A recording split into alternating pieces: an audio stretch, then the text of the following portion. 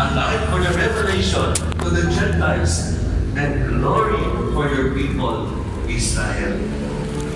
Doon po mga kapatid yung kandila, pinapaspasan at dinadala sa posisyon, signifying the entry of Jesus as the light of the world. Kaya sa araw na ito, alalahanin po natin lahat na dalhin natin si Kristo sa ating mga puso upang ang ating buhay ay laging maliwanagan. Ganyan po mga kapatid, ang tawag po sa kapistahan ito ay ang pagdadala kay Jesus sa templo. The Gospel describes the righteousness of the couple, Mary and Joseph.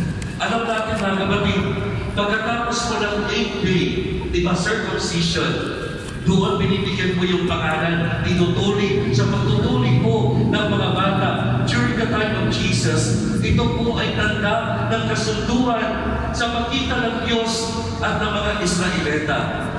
Pagkatapos, ngayon po, sa ika-40 days ng kapanganakan ni Jesus, dinala po siya sa templo upang matupad ni Maria ang batas ng paglilinis upang ang sanggol na si Jesus ay maialay sa Diyos sa templo. At upang maisagawa ang ritual na ito, meron po silang dala-dala. Ano yung dala nila? Dalawang kalapating bato-bato, turtle doves, na it signifies kung anong klaseng status meron sila mag-asawa. Kasi during the time of Mary and Joseph, kapag yan ang i-offer mo, ibig sabihin, you belong to poor family. Mahirap ka na. Kasi ang mga mayayaman ay nag-aalay mo ng mga tupa or, shall we say, mga bata, kalabaw. Yan ang iaalay ng mga tao during the time kung ikaw ay may sinasabi sa buhay. Mga kapatid, ang kapistahan ito ng pagdadala mo sa Bata Jesus sa templo ay binibigyan po tayo lahat ng simbahan ng modelo ng isang pamilyang matuwid at makadiyos. Ang banal na pamilya ni Jose, Maria at Jesus is something that all families should witness. Ang kanilang pagbibigay ng malaking halaga sa kanilang pananampalataya, ang kanilang pagsunod sa batas ng Diyos, ang kanilang walang sawang pagpunta sa templo upang mag-alay at magdasal ay mga pagkilos na dapat sundin ng bawat miyembro ng pamilya. Ngayon, ang tanong, ilan kaya sa mga magulang ngayon ang seryoso sa pagturo sa kanilang mga anak tungkol sa ating pananampalatayang Kristiyano? Sino dito parents ang daladala ang kanilang mga anak taas ang kamay? Yung iba, anong ginawa ninyo? Ilang mga magulang ngayon ang nagbibigay ng malaking atensyon sa buhay panalangin ng kanilang mga anak? Ilang mga magulang ngayon ang malakas ang encourage, maghikayat sa mga anak, tanasan ba tayo tuwing linggo?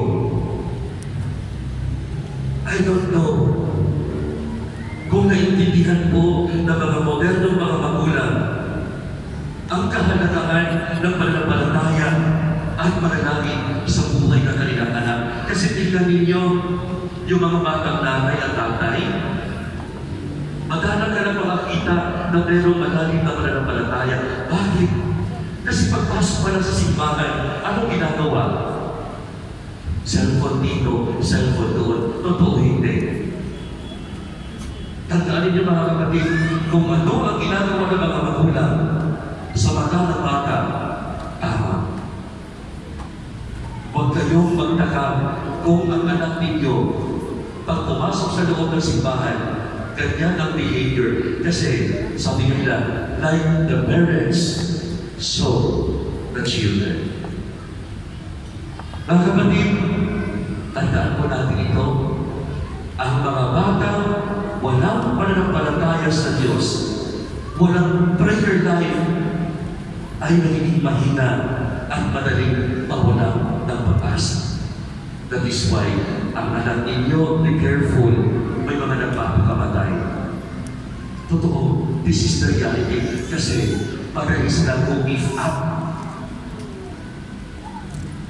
kawawa ang mga batang katulad nito. Kasi, nawawala ng sense ang buhay nila kasi wala silang Diyos. Samantala, yung mga anak na pinalaki sa pananampalataya at tinuruan ng mga magulang na magdasal ay lumalaging matatag at matuwid. Sa mga hamon at pagsubok, hindi sila madaling panghinaan ng loob at hindi nawawalan ng pag-asa. Amen? So I hope and pray with your friends na sana sa misa nito, ipagdasal po natin ang lahat ng mga magulang sa buong mundo na sana sikapin nilang gawin ang kanyang dakilang tungkulin bilang mga unang mga guro, bilang mga unang mga katekista ng kanilang mga anak. You are the first teachers and catechists of your children. Tandaan ninyo yan, lahat ng bagay ay nagsisimula sa pamilya. Sa pamilya, hinububog ang bata. Sa pamilya din, nasisira ang bata. Totoo hindi. Alam niyo mga kapatid, pananagutan niyo sa Panginoong Diyos kung ano ang nangyayari or mangyayari sa inyong mga anak. And we always remember this. If we don't teach our children who God is, the world will teach them everything that He is not. If we don't teach our children to follow Christ, the world will teach them that too. Amen. Magsitayo po tayo lahat at ating ipahayag ang ating pananampalataya. Sabay-sabay po tayo lahat. Sumasampalataya ako sa Diyos na makapangyarihan sa lahat, na may gawa ng langit at lupa. Sumasampalataya ko kay Jesucristo, iisang anak ng Diyos, Panginoon nating lahat. Nagkatawang tao siya lalang ng Espiritu Santo, ipinanganak ni Santa Maria Virgen, pinagpakasakit ni Poncio Pilato, ipinako sa krus na matay inilibing, nanaw sa kinaroonan ng mga ibao, nang may ikawang araw ng buhay na maguli, umakyat sa langit, nalulublog sa kanan ng Diyos sa mga makapangyarihan sa lahat. Doon magmumula kay Rico at hulog sa buhay at ng patay na tao. Sumasampalataya naman ako sa Diyos Espiritu Santo, sa banal na simbahang Katolika, sa kasamahan ng mga banal, sa kapagawa ng mga kasalanan, sa pagkabuhay ng muli ng namatay na tao, at sa buhay na walang hanggan. Amen. Magsimpo po tayo para po sa ating offertory.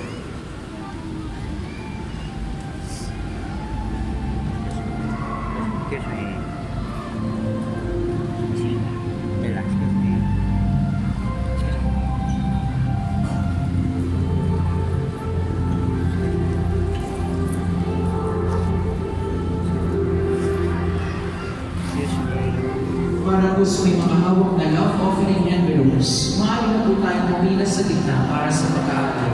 Maraming salamat po.